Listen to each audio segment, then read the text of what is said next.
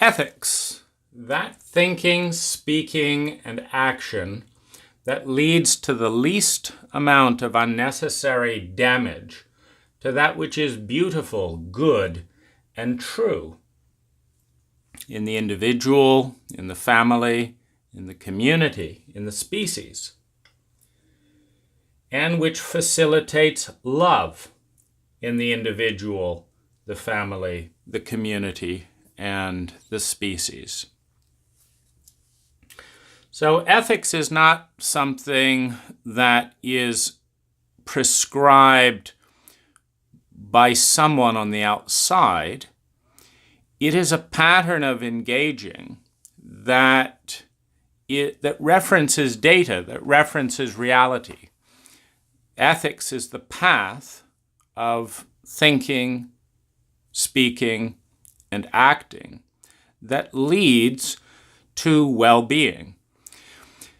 And the best way to look at this is in a probability field, particularly when we're talking somewhat abstractly. And if we look at something like a doctor's protocol, a doctor's ethic is to wash their hands and sterilize their instruments. And the underlying principle behind that is one doesn't go to a doctor to get sick. One goes to a doctor to be healthy. And in order to be healthy, one cannot be infected in open wounds with germs. And so the probability field that underlies that is simple. You take 100 people that need surgery and the doctor doesn't wash their hands, clean the instruments, or sterilize the instruments, and you take the exact same situation, only they do sterilize their hands and instruments, and the amount of health that results is significantly higher for the doctor that rinses their hands, that sterilizes their instruments. Thus, the ethic is supported by the probability field, by the underlying data. And we don't define love in particular, but there's a couple of data points in mature love that I bring into awareness.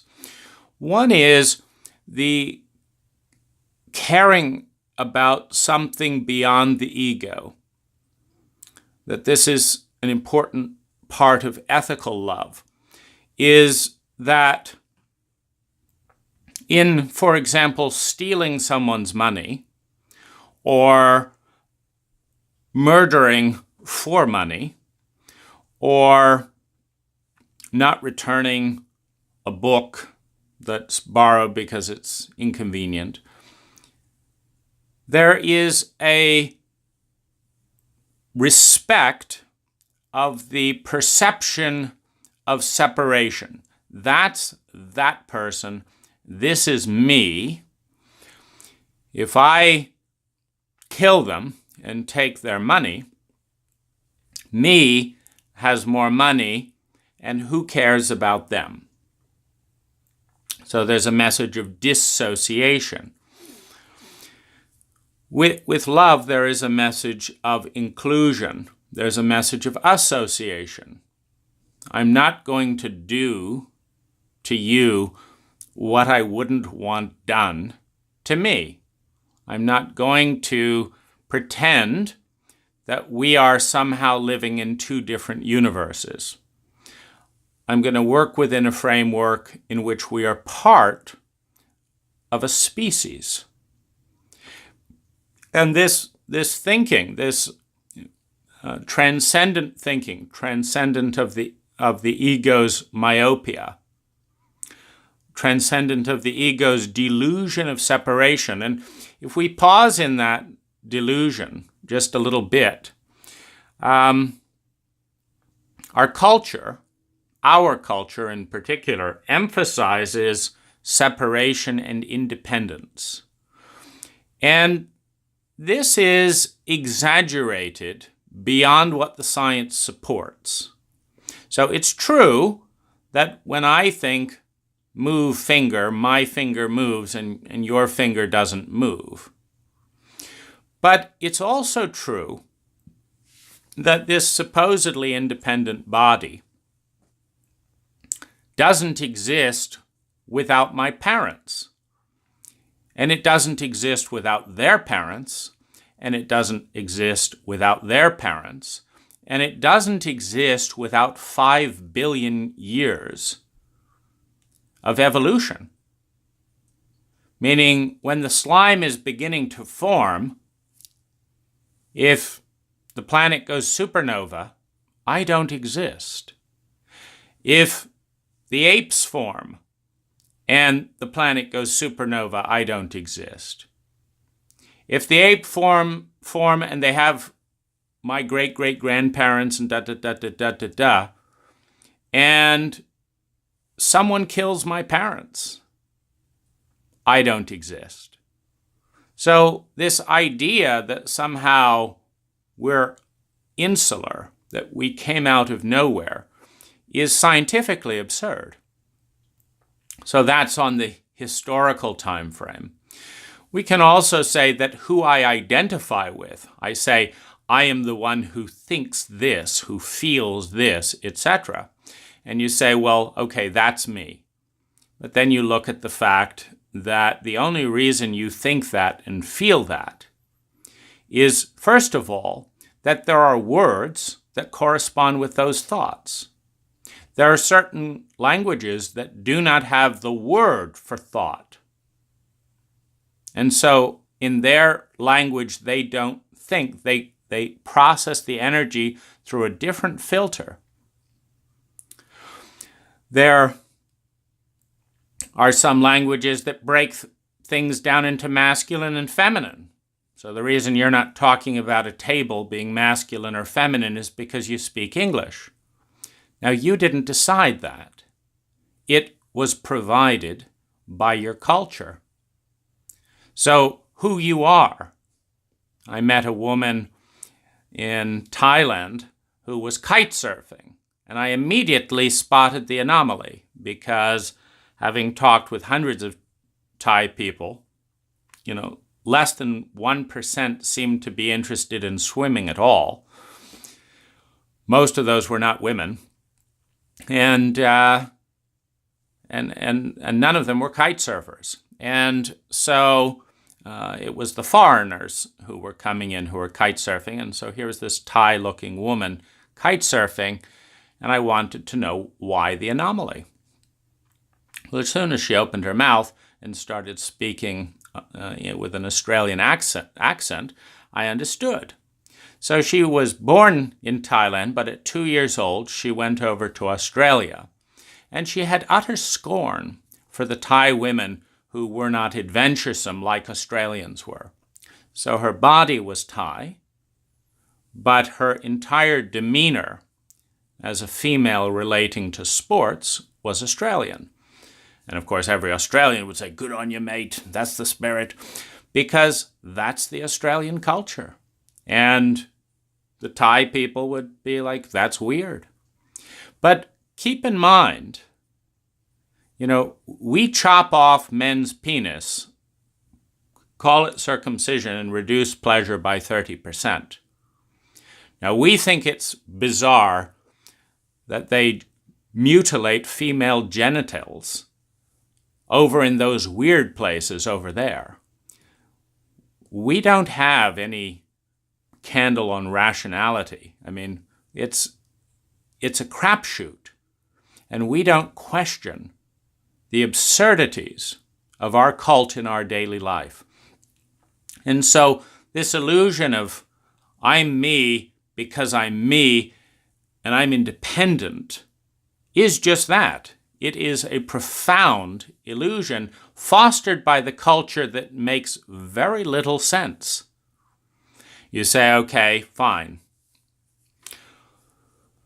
But this is my body and, that's nature. It's me against nature. And it's like, well, try and stop relating to nature. Just Stop breathing for a few minutes and see how independent you are of nature. Stop drinking for a few days and see how independent you are of nature. Stop eating nature's fruits and see how long the body lasts. And it's like, fine, okay, well, these are my things. I paid for them. They're mine. It's like, okay, let's see how far that works. Did you invent silversmithing? No. Did you invent the monetary system? No. Did you mine jade, wherever the jade mine is?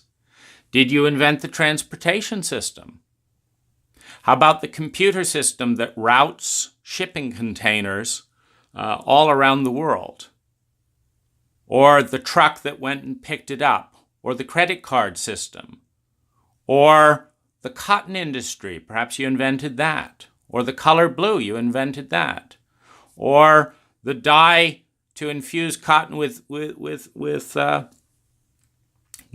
or the dryer to dry it off. So when you get right down to it, this illusion of me, the independent me, just because I interacted with a 5 billion year old system that produced this body, that maintained this body, that trained this mind, and that managed in its dogmatic, just to emphasize the point of just how unindependent we are, that the culture that we didn't create manages to instill the idea of independence that makes absolutely no sense. So it's like, okay, well, what about, a medical emergency? You're independent there? No. Or did you train the doctors? None of it.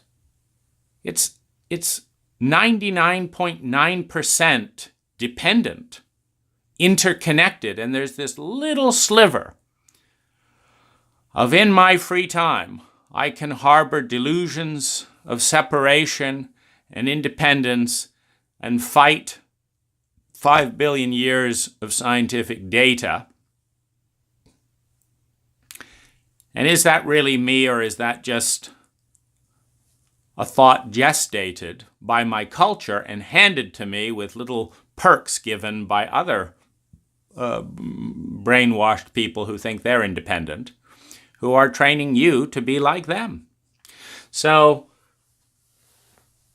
love acknowledges the interdependency. It acknowledges the viral nature and the fractal nature of reality. The viral nature that, although we're pretty determined in our culture not to study feelings, we sometimes do it accidentally. So in this emotional life, we accidentally studied feelings for several decades in an American city. And we learned, refitting the data that was supposed to be studying something important, something masculine, we learned that emotions are viral. Now, of course, we all knew that. It's just we had to learn it scientifically because in our culture, if it isn't scientific, it's not as important as if it is. And so simply by selectively deciding what we will study scientifically, we get to selectively decide what is important and what is not important.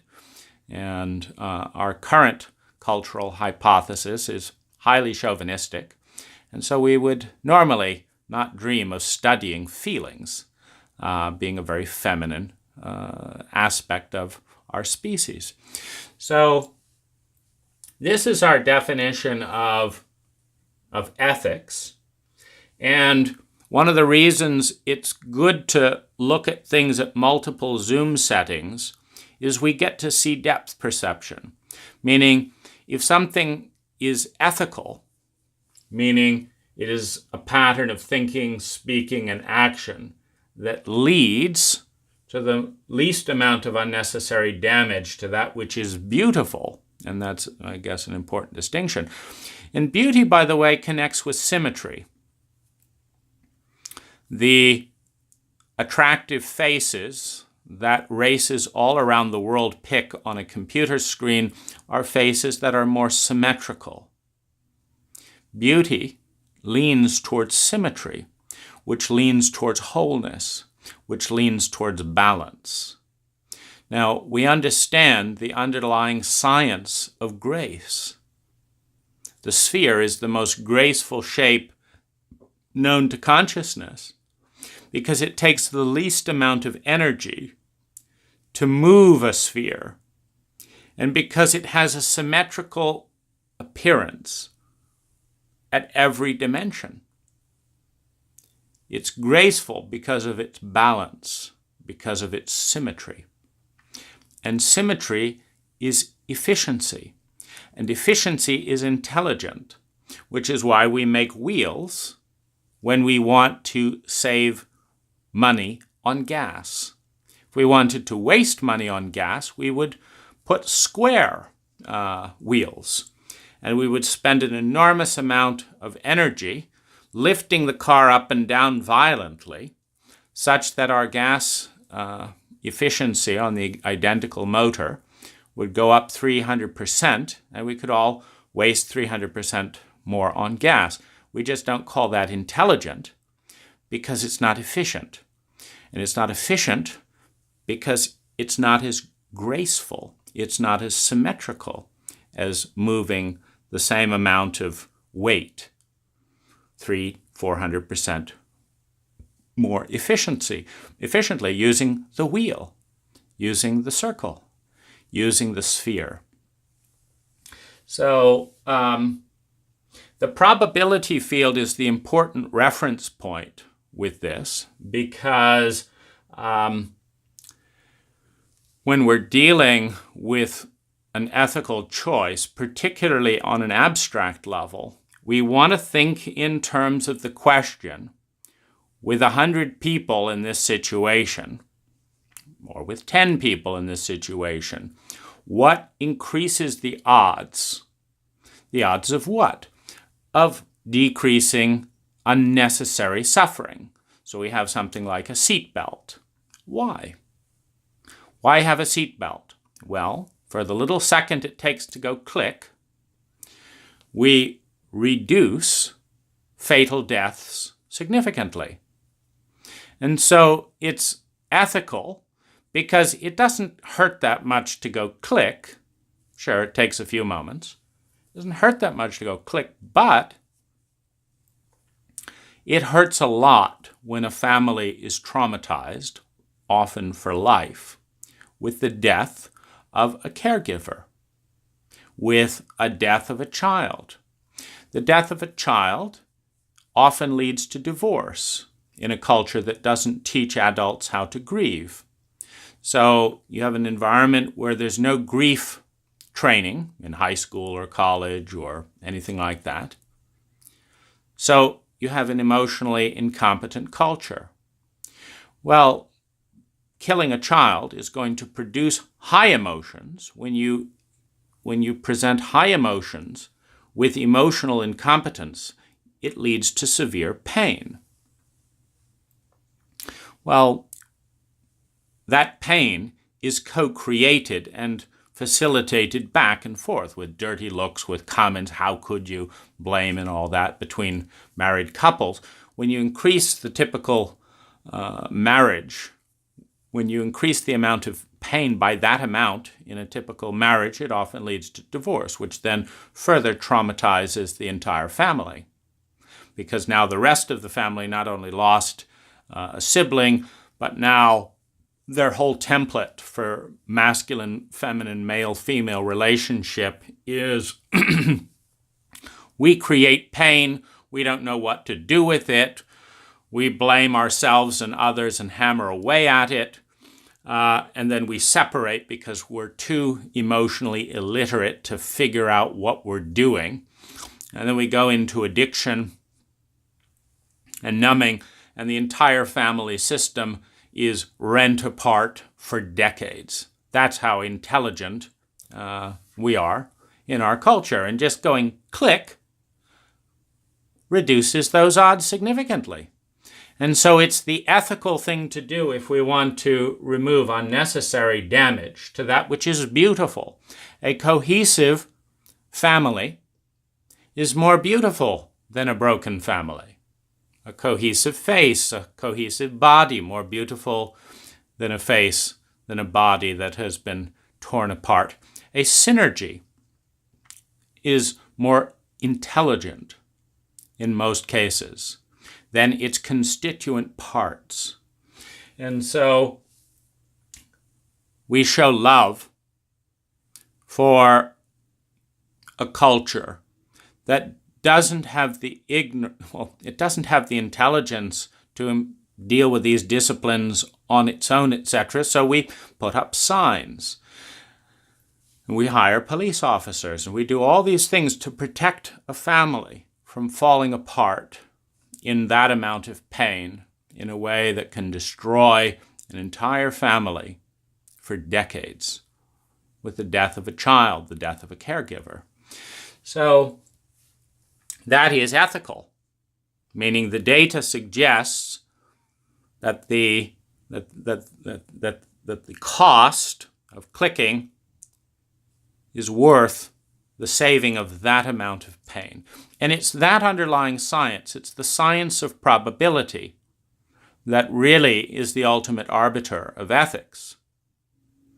If not interrupting 100 people when they're talking about something meaningful statistically leads to a 70% higher probability in people feeling heard, which in turn increases the probability by 80% that they will say something meaningful again, and that saying something meaningful repeatedly leads to a 90% improvement in intimacy, into me you see, and that a 90% improvement of intimacy leads to an 80% improvement in empathy, i.e., I see you, I understand you, and so therefore I care about you because I can see you and I can understand you. So now I'm relating to you because I can see you. And because I've related to you with empathy, trust goes up. And because trust goes up, risk goes up. And because risk and vulnerability founded on trust goes up, we go into the unknown together. And because we go into the unknown together, we grow. 99.9% of all reality is unknown. And because we grow, we become more. And the entire ecology strengthens. The entire ecology has more grace, more knowledge, more resource. Because 99.9% of all knowledge is in the unknown, of all resource is in the unknown, of all growth is in the unknown, of all beauty, truth, and goodness is in the unknown. Of course, the unknown also contains 99.9% of all the horror that we lack the imagination or lack the humility to understand could be. And when we go into the unknown and understand and stretch the probability field to say that if we go this way, it could get really bad, and if we go this way, it could get really good, then we learn, we adapt, we respond, we can be more conscious. And the higher the consciousness, the higher the ethics. Meaning, we are intelligent by nature. We lean in that direction. When we have conscious mastery, we always do a better job over time of creating well-being than if we are unconscious. That is a statistic. You can test it simply by going out on the freeway tonight and getting everyone to continue driving at 65 miles an hour and turn off all the lights Now, you're the exact same person, except you've got less visual data. You're less conscious of what's going on. And at 75 miles an hour, driving in the dark, it will be unlikely for more than 1% of the vehicles to not hit something or be hit. We turn on the lights and the consciousness and the exact same freeway ecology, and 99% or more of the cars will arrive home without accident. Because with consciousness, we lean towards avoiding unnecessary suffering. Now, ethics is simply the discipline of doing that in the areas we don't have direct visual feedback. So we can see when we're drifting towards a vehicle, we can see that we're about to hit. And we know we're going to be hit and they're going to be hit. And so we move away a couple of feet as we're driving. And this leads to the ethic of headlights, the ethic of driving a reasonable speed for a given curve after it's tested for that. The ethic is simply, if you follow this guideline, 99.999% of people are going to come out the other end without unnecessary suffering. The car will still be symmetrically constructed as opposed to a broken heap. So there is a beauty, there is a truth, a goodness. And of course, with truth comes correlation of integrity. With integrity comes a correlation of symmetry, and we're back to beauty. We're really looking at these three different faces of grace: beauty, truth, and goodness. Now, when we love something, we take the time to see it. If we love the other people on the freeway, we turn on our lights and we look at their indicators. We take time to see. Because it's not in anyone's interest that, even if we don't have a life, that the father of a 6-year-old girl doesn't arrive home because we didn't bother to check the other lane before steering into it. We take the time to gather the data. We take the time to see in the areas that we love. And love, like everything else, is a fractal pattern. It's difficult to love another without loving oneself. Now, I put in the beautiful, good, and true because we have a probability of persona. We have a high and low range where we can become diseased by becoming asymmetrical, elongated, twisted, out of symmetry, out of integrity, to where our words mean the opposite of what they mean in the dictionary, where love becomes associated with pain, for example, where getting ahead becomes associated with cruelty, or where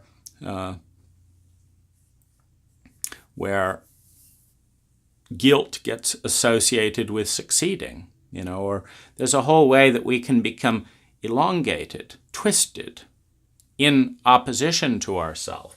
And so we do the least unnecessary damage to that which is beautiful, to that which is whole, to that which brings life. For example, when a child wants to help our homeless, we try not to damage that which is more innocent, more whole than the culture around us. Because the child can't make sense of why, if we're supposed to be nice to people and we're supposed to be nice to each other, why is it we keep walking by this old woman? Why is it that we don't offer to push her shopping cart filled with possessions when we helped the shopping cart person in the store who had a lot of money? Why is it that this person is so different? The child doesn't get it because at a deeper level, we understand that our culture is in violation with the data. And I'll share just a small example of that. In Southern California right now, there's an outburst of hepatitis in the hundreds of thousands of individuals that we have rendered homeless by providing no legal path to the level of low-cost housing which they can afford, which I'm doing a documentary right now, so that's about $300 to $700 a month is what a good percentage of the homeless that I interview can afford. Now in Thailand, there is no homelessness. They make $300 a month as a medium income. In Marin County, they make $250,000 a year. So we're looking at more than 100 times the income.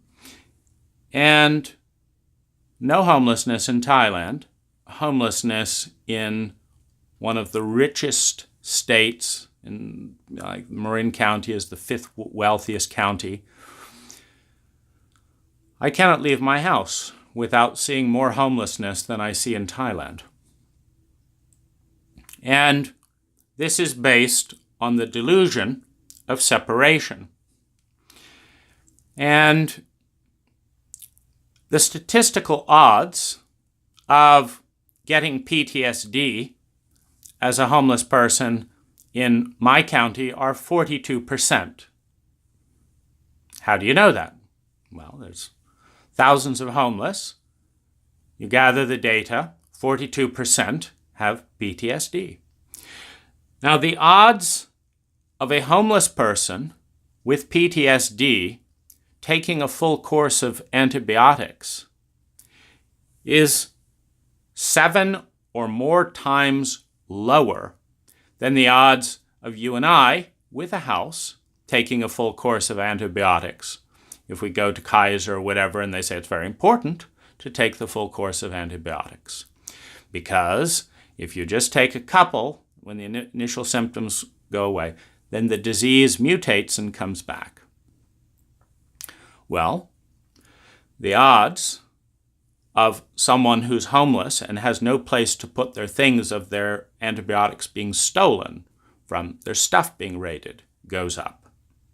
The odds that they get into a fixated state because it's too mind-numbingly shameful and overwhelming to exist in this culture in which they are literally hunted by our local police goes up. The odds of them taking the antibiotic full course goes down, and the odds of them catching a disease with lower immune systems, out in the cold, etc., goes up. So we have created a probability field through the delusion of isolation that ensures a 700% increase or more, because we haven't even calculated. That's the 700% unlikelihood that they're actually going to follow through with the medication. But then the higher likelihood that they're going to get a disease in the first place is up hundreds of percent. Okay, so let's just say we've created a tenfold increase in the likelihood that we are breeding as a county. Doesn't matter where you are in the United States. We can't figure this out apparently. So we've got 1,000% probability that there's going to be a new mutation. Now, there's also almost no chance that won't spread within the homeless community and get a foothold there. Why? Because they like spending time together more then they like spending time with the people who shame them because they don't feel judged by their own people. You just talk to them, it's perfectly predictable. Now, that means that the virus that has just mutated in a population that has been irrationally disowned by a wealthy majority that could wipe it out in a pinch. See, this is where you have the delusion and self-hatred. Because when you violate the circle, you violate everyone in the circle. The violation comes when the circle is broken. We're looking from a disease's perspective, and the disease does not care how much money you have. The virus does not judge by race. It doesn't judge by age. It doesn't judge by sex. It doesn't care whether you drive a Ferrari or are homeless. The disease has one question: will you host me in your body? And the body presented by a homeless person is about 1,000% more conducive to that virus. Now, we, the species, deliver these sacrificial offerings to our diseases. We decide,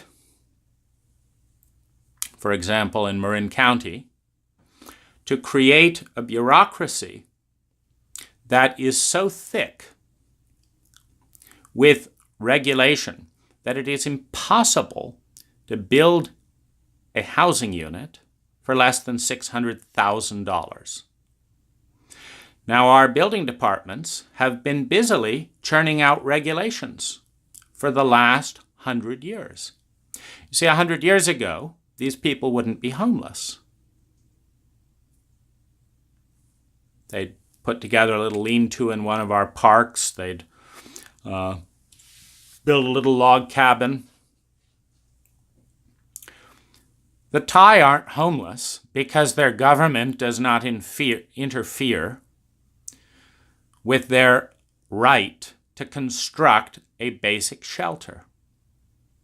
It's as simple as buying $300 of tin and a couple of boards and nails, and there is a dry shelter. Maybe 100 square feet, 10 by 10, maybe 20 by 10, 20 by 30, doesn't matter. The Thai government supports its people's legal, ethical right to create dry shelter for themselves in whatever way they desire. And they desire a way that works. So there are no Thai homeless, because it only costs $300 in material to create a safe, dry shelter. The question is it legal? Now, in the United States, when our homeless adapt to the fact that they don't have the $600,000, we spend tax money to bulldoze tent cities, etc., thus offering them to the viruses of the world. Now, we proudly hold up the fact that we have made it illegal to be homeless. In my city, for example, there is no legal place to sleep in your car. So one young woman I talked to was gang raped because she was hiding in her car from the police in a place where she was vulnerable to being gang raped. So we have public money creating gang rape. And, of course, offering her body to the disease. Now, when she knows that the police are more worried about her sleeping in her car to escape the disease than they are with her being gang raped, and that they will not help her in deference to that ignorance and that stupidity sanctioned by law, the virus feasts on our stupidity, on our cruelty, on our self-hatred. The virus feasts on our ignorance. and having gotten a foothold within the community, which is then the least able to be treated medically because they have been given the message 10,000 times that they don't matter. So now they move through the culture, spreading a mutated virus that may cost $1 billion to treat, that may cost $1 billion in irritable, you make someone sick and you have a ripple effect of disease. They're more crabby and irritable, so there's more fighting at home, more marriages break up. They're less focused, so quality in their job goes down, which means the customer's irritation goes up, which means, again, more strife in the marriages and friendship relationships all around that situation. When mistakes get made, those mistakes ripple out. It's not just the irritation. If someone is sick and trying to do architectural drawings to meet a deadline, and they miss an important structural element, $1 million structure collapses because they missed an important beam, because they were blowing their nose constantly and they lost track, and then they had a fight with their partner and blah, blah, blah, blah, blah, and they lost a beam. Well, that's the way pain ripples out through the culture. So we hate our homeless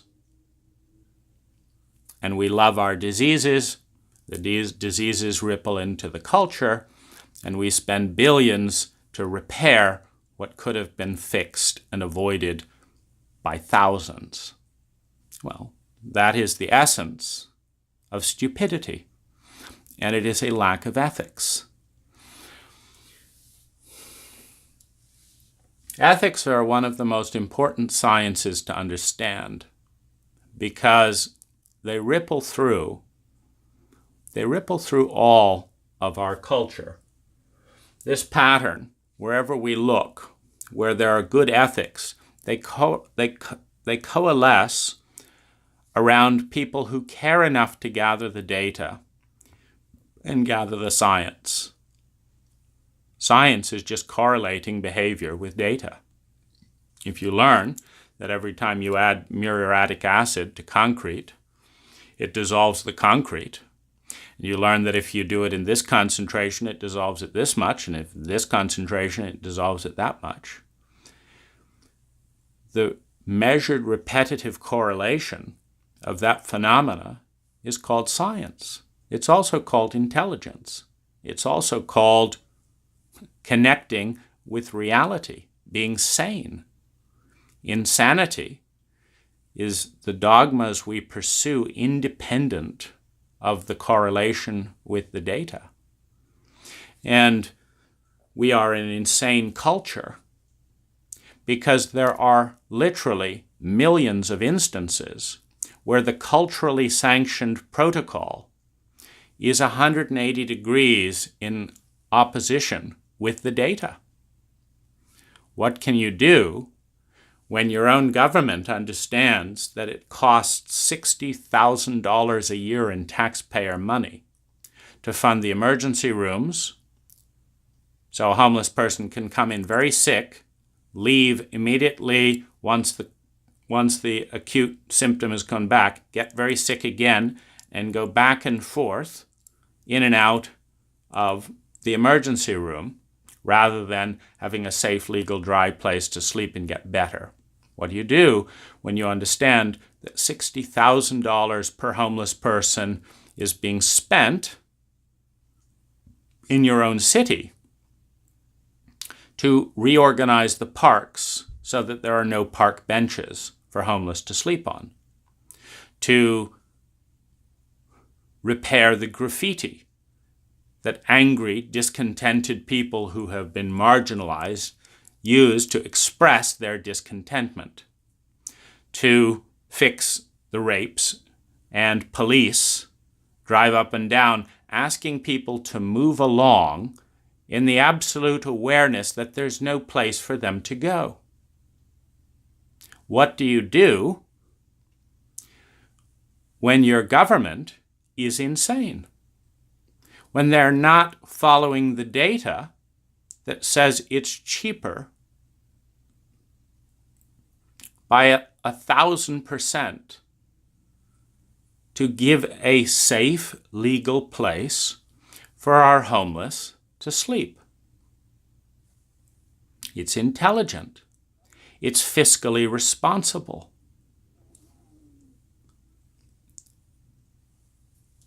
The data is clear, but our culture is often ignorant of that clarity. Now, there are a couple of guidelines which encourage ethics. Ethics being the practice of the behavior that spends the least amount of energy to create the most amount of well-being, and the least amount of energy to preclude the most unnecessary suffering. One of them is shared risk and reward. It's been noted that when presidents and leaders have their own children and family on the front lines in a military conflict, they make more sensible decisions about whether to go to war or not, and what is and is not acceptable casualties. It's been shown that when CEOs have a good chunk of their own personal money in the company that they are making decisions in, that they make better decisions. Now, our best investors know this, which is why company leaders show good faith by investing in their own company. Elon Musk, for example, will buy $10 to $20 million more shares every time he issues an opportunity to buy stock. Because we understand, and he is also the majority shareholder, because we understand that leaders who have a great deal invested in the success of a venture do a better job. So it gives confidence for others to invest. And that confidence is borne out. Tesla Motors has the best-selling electric car in the country as a relatively out-of-nowhere company. Maybe if the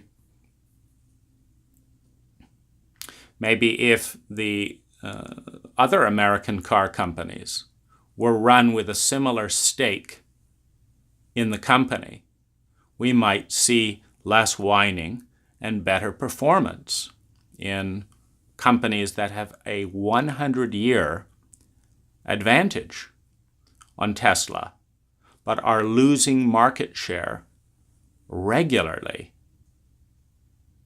despite a name brand, despite selling a familiar product, etc., etc. So shared risk and reward, if we can make sure that those who make decisions share in the cost of faulty decisions and the benefit.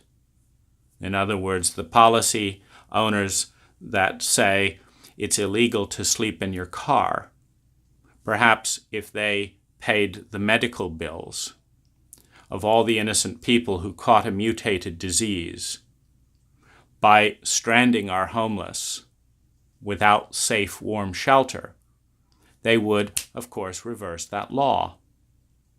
Now,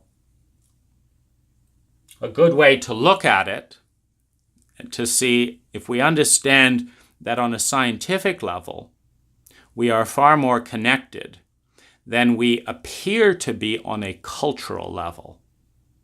You see, diseases are not classist either. They're biological. And your biology has nothing to do with your bank account. And so it's not a biological reality. It's a cultural reality. Now, if you reverse roles, particularly if there's any principle of a fair deal, if you reverse roles, it's one of the better ways to understand if a system is healthy.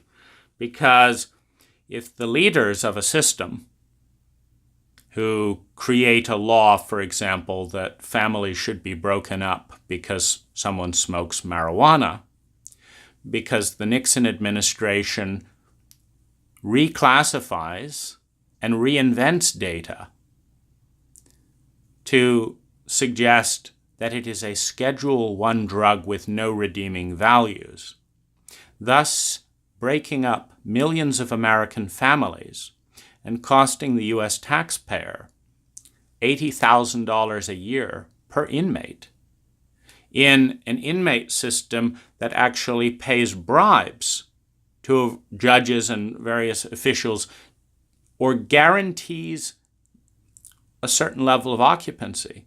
Meaning when municipalities sign contracts with for-profit prison companies that guarantee that they will be filled even if people don't commit a crime.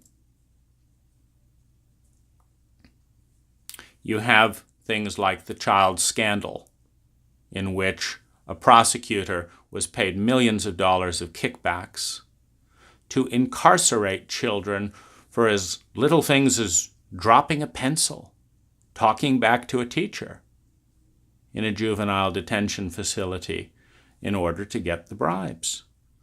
So following this principle of would you do that in reverse role? Meaning if the judge drops a pencil or argues with an attorney and is thrown in a correction facility and has to pay his own bill for the private prison rather than burden the taxpayer for his stupidity, then, of course, that policy dissolves very quickly. So a reversal of roles, I think, is an important thing. You know, when we understand the chain of events that creates homelessness, someone breaks their back,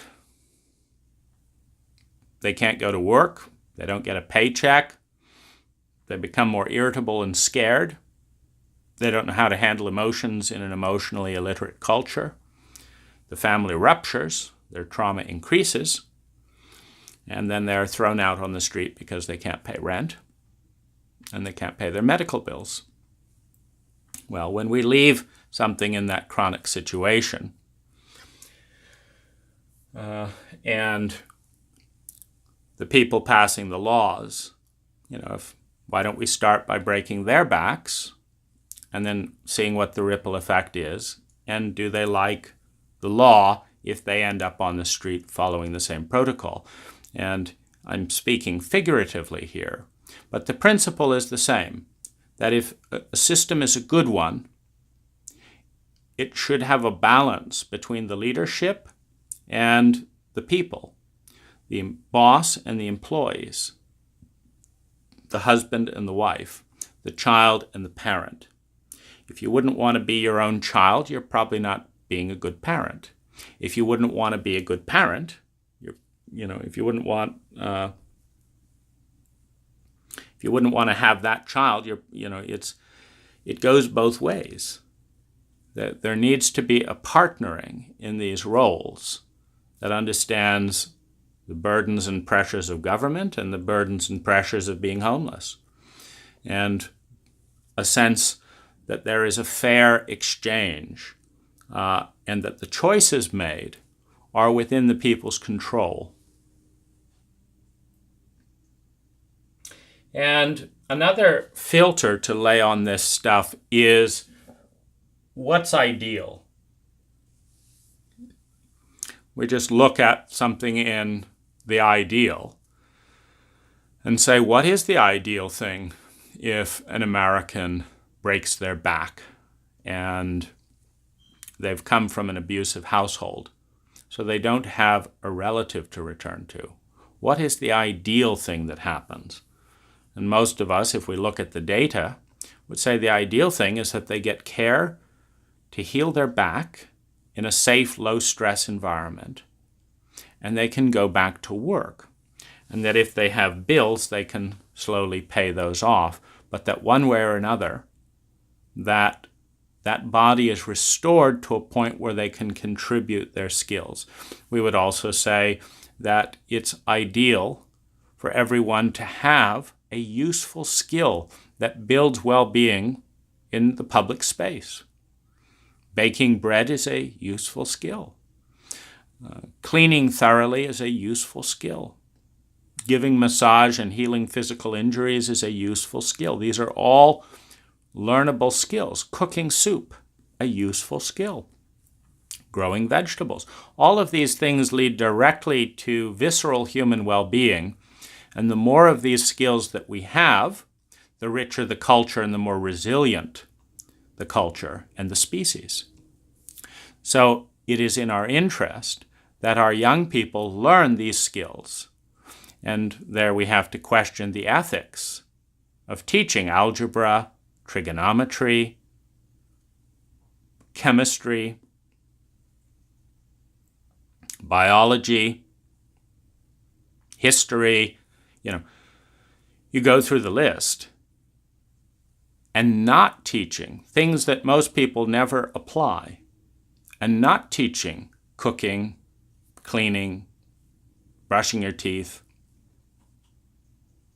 how to care for a sibling, how to give first aid, how to cook nourishing food, how to budget and start a company, things that we all need, how to add value to a service business, how to market. These are things that we need on a daily basis, how to resolve a conflict with a partner. So when we, by law, clamp down on our young people's lives and demand by law that they go to these schools, we have an ethical and moral responsibility to see that what they're learning is stuff that is going to bring them value and bring the community value when they are done learning it at taxpayer expense. So I don't know about you, but I've yet to meet the person who's given me a gift with algebra. Someone who cooks me a pot of soup, who draws me a card, who brings me some fresh vegetables from their garden. These are enriching experiences that we need. So we look at the ideal. And the ideal is, of course, that we have an educated public. And we also look at the data which suggests that if we want to learn and grow as a species, we have to look at who's doing that well. Now, I was delighted and surprised when I went to Copenhagen to interview 30 random people and find that 100% of them were college educated. 100% of them studied a subject they were interested in. 100% of them were debt-free. Now, why? They were paid $1,000 to go to college. Now, they also had free health care. They also had paid maternity leave. They also had nicer parks. They were also 100% employed. None of the people I interviewed, just randomly, were unemployed. None of them were homeless. They seemed healthy. They all loved their country, not surprisingly. And so we can see a correlation between supporting every child to go through college debt-free and being more competent in the workplace. Because we might say, oh, that's communism. But then how do we explain the fact that in Scandinavian countries there are more billionaires per capita than in the United States? So if communism leads to billionaires, commerce, health, and well-being, then bring it on. Whatever, it doesn't matter the name. What matters is we're looking for the ethics that lead to the minimizing of unnecessary suffering, the maximizing of what is beautiful, what is true, what is healthy, what is good within the individual, within the family, within the culture.